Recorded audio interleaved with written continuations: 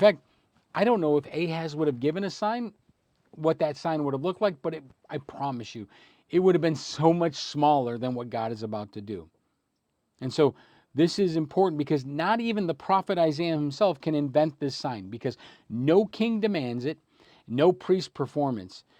Only God can bring it about, and only God will receive the glory. That's how great this sign is. Now, what is the purpose of these signs? Because in my mind, that's what I'm asking. I'm asking myself, like, if I'm going to ask for a sign, and after I did this message, many people in the church sat down and we talked about this. Like, what sign would you ask for? Right?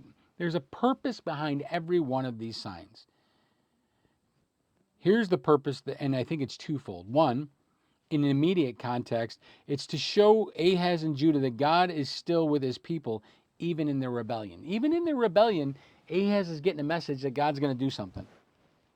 But there's a prophetic one to draw the house of David back to the promises that were made in Genesis. Remember, these are God's people. Ahaz is the king of Judah. He's read the Torah, he's written it out. God's people are aware of the Torah. They should be aware of it. And I wonder maybe if they will even be thinking of it. Because for me, I've heard this Isaiah 7 passage so many times in 20 years as a Christian, but it never made the connection for me here and there that it was to the Genesis 3:15 where it says the seed of the woman will crush the serpent.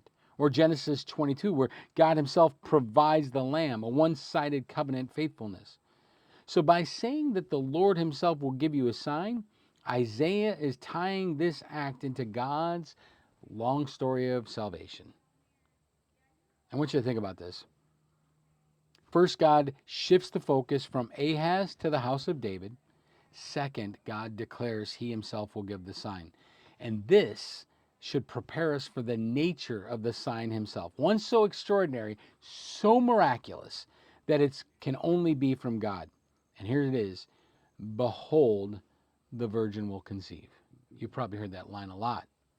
The Lord himself gives a sign means this is not ordinary proof. This is not like the sun's going to rise tomorrow or the sun will set tonight.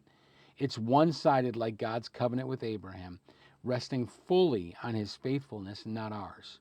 Its purpose is to pull our eyes back to Genesis, to remind us of God's promise from the beginning, and to prepare us for the Messiah who will come as the true seed of the woman and the greater son of David.